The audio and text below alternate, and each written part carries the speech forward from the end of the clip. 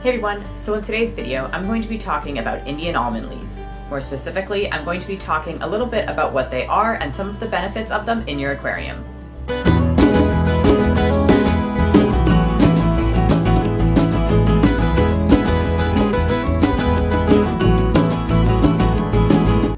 Now, the reason you're watching this video is probably because you've heard about them somewhere, because these leaves are very popular in the aquarium hobby. Specifically, they're very popular among those who keep shrimp and or bettas. So of course, the first thing that I'm going to do in this video is I'm going to show you what an Indian almond leaf is. Now, it is basically a large dry leaf that looks like this. Of course, this one does have a few pieces broken off of it, but for the most part, it's just a very large leaf. They say that they come in about kind of around 7 inches all the way up to about 10 inches. That's about your average size. Basically, these leaves come from a tree called the catappa tree, and they're actually harvested not by taking them off the tree, but just these are the leaves that would have fallen off, and they just pick them up off the ground and dry them out, and this is the leaf that you are left with. Now, these leaves, because they are very dry, they are very brittle. It's kind of soft on one side almost, and then just very dry and smooth on the second side. Now that you know what the leaf looks like, I'm going to tell you where you can get these. Now, these I got from a local fish shop in my area, and I got 2 of them for 99 cents. So this is just one of them, and then I have another one that's just off screen right now. And you can also get a large pack of them, usually online. I know that Amazon carries them, and I'm sure a lot of other aquarium websites carry them, as well as just online websites. So now I'm going to be talking about ways that you can use the Indian almond leaf. These actually release a lot of tannins into the water, and it's a lot more than you would think. So if I were to put this full leaf into this tank, my tank would be full of tannins. However, if I put this in, say, a very, very large tank, then perhaps it wouldn't make too much of a difference. Just because there's a lot more water, the tannins are easily dispersed more. If you are putting this in a small aquarium, what you're gonna want to do, you're just gonna wanna break off small pieces, very small pieces, and put those in your aquarium, as opposed to the whole leaf. That will make your leaf go a lot farther, but it will also keep the tannins reasonable, because tannins do affect the water, which I will get into later.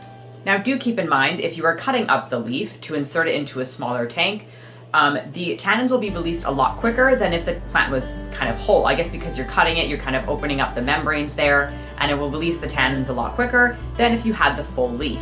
Now, when you go and place these in your water, or the small piece, basically what's going to happen is it's going to float on the top of your tank for about a day or 2. After it gets saturated with water and it's been in your tank for a day or 2, it will then sink to the bottom. When it has sunk to the bottom, this can be left there, simply acting as plant matter until it decays. If you have shrimp in your tank, and some other fish might actually really enjoy eating the decaying leaf. Now, the next thing I'm going to say is if you're someone who doesn't really want this in your tank at all, maybe you don't have a natural tank and you really just don't want the appearance of a leaf in there, maybe you don't want to have to keep an eye on it, whatever your reason is, one thing you can actually do is you can go ahead and boil this. The water that you are left with when you're done boiling is going to be very, very dark, and that is rich with the tannins that you have boiled out. You can actually take this water, bottle it, and insert that into your aquarium almost as an extract. That way you get the same benefits of the tannins, but you don't have to deal with the leaf.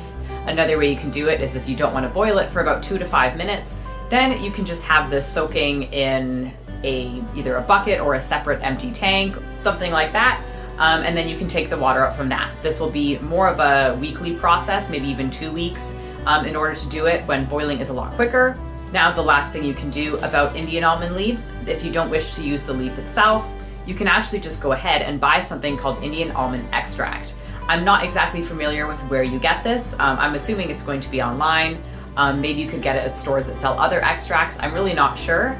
However, if you can buy Indian almond leaf extract, you can add that into your tank, and it has the same effects as if you were to boil this leaf. So now I've talked about what it is, where it's come from, and how to use it in your aquarium. Now I'm going to talk about why you want to use it in your aquarium and some of the benefits of it. The first thing that I'm going to touch on is just it has stress relieving properties. A lot of fish's natural habitats has a lot of tannins in it. Betta's natural habitat it's also quite acidic.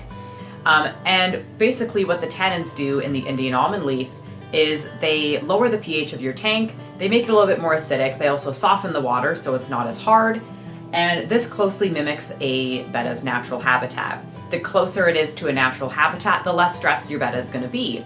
Now, another benefit of it is that you could actually help fish breed with this. Because some eggs actually do better in softer water, some fish will refuse to breed unless the water is very soft, and sometimes just the matter of the level of stress that your fish is under will determine how well breeding goes.